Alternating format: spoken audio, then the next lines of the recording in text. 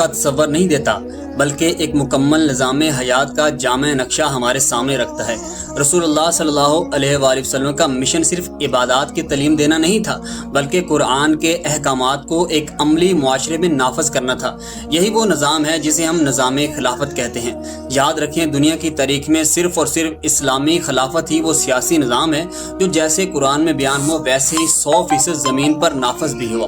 اس کے برعکس آج دنیا جس جمہوریت کی دہائی دیتی ہے وہ اپنے نظریے اور عمل میں بری طرح ناکام ہو چکی ہے۔ امریکہ جو خود کو جمہوریت کا چیمپئن کہتا ہے، اس کی اپنی تحریکیں، اس کے اپنے تھنک ٹینکس اور پالیسی ساز ادارے یہ تسلیم کرتے ہیں کہ جمہوریت کا جو تصور ان کی کتابوں میں ہے وہ آج تک امریکہ میں بھی نافذ نہیں ہو سکا۔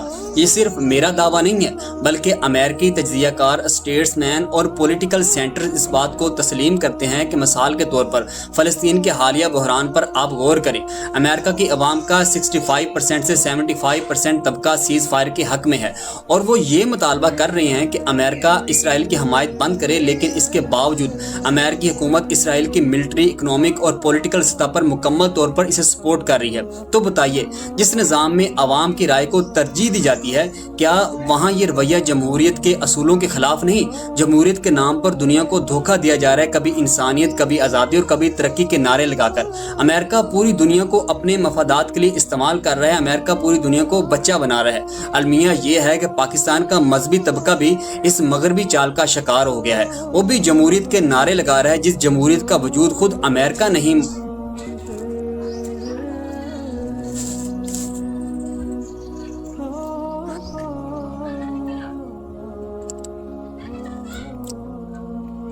المیہ یہ ہے کہ پاکستان کا مذہبی طبقہ بھی اس مغربی چال کا شکار ہو گیا ہے، وہ بھی جمہوریت کے نعرے لگا رہا ہے، جس جمہوریت کا وجود خود امریکہ میں نہیں، جس ملک کو فادر آف ڈیموکریسی کہا جاتا ہے۔ اگر وہ خود ہی اپنی جمہوریت کو نافذ نہ کر سکا تو پھر ہم کس خواب میں اس کے پیچھے چل رہے ہیں؟ سوچنے کی بات یہ ہے کہ جس نظام کو مغرب خود نافذ نہ کر سکا، کیا ہم اس کے لیے اپنی قربانیاں ضائع کر دیں، یا ہم قرآن و سنت کی روشنی میں ایک ایسا نظام قائم کریں جو انسان کو دنیا اور آخرت دونوں میں کامیابی دے؟